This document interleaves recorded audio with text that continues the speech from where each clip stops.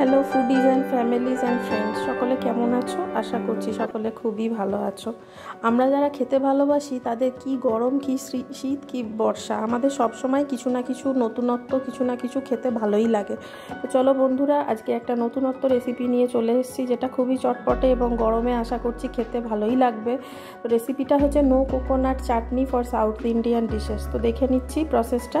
প্রথমে উপকরণ হিসেবে আমরা পেয়ে গেছি বাদাম আর ছোলা। বাদাম আর ছোলাকে আমরা শুকনো কড়াই একটু নেড়ে নেব। নেড়ে নেওয়ার পরে এটাকে মিক্সির জারে দিয়ে দেবো সাথে কাঁচা লঙ্কা, পরিমাণ মতো লবণ এবং ভিজিয়ে রাখা সামান্য তেঁতুল। তারপরে প্রসেস, অল্প একটু জল দিয়ে দেবো, দিয়ে আমরা এটাকে মিক্সিতে একটা থিক পেস্ট বানিয়ে নেব। এবার থিক পেস্টটাকে আমরা মিক্সির জার থেকে ট্রান্সফার করে নেব একটা বাটিতে।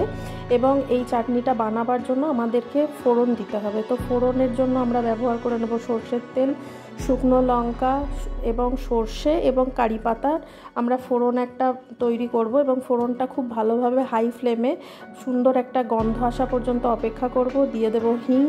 সব জিনিসগুলোকে একসাথে ভালো করে তেলের ওপর নাড়াচাড়া করে নিলে যখন খুব সুন্দর একটা থেকে স্মেল আসতে শুরু করবে, তারপরেই সেই ফোড়নের গ্যাসটাকে আমরা অফ করে দিয়ে তেলটাকে আমরা এই বেটে রাখা চাটনিটার ওপরে দিয়ে দেব এবং ভালোভাবে মিশিয়ে নেব।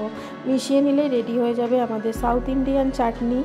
অবশ্যই no coconut protein rich South Indian chutney, যেটা যে কোনো সাউথ ইন্ডিয়ান ডিশের সাথে আপনি পরিবেশন করতে পারবেন। আশা করছি আমার এই ছোট্ট রেসিপিটা আপনাদের খুব ভালো লেগেছে। যদি ভালো লেগে থাকে অবশ্যই do like, share and subscribe to my channel এবং পাশে থাকুন, সাথে থাকুন। সবাইকে অসংখ্য ধন্যবাদ।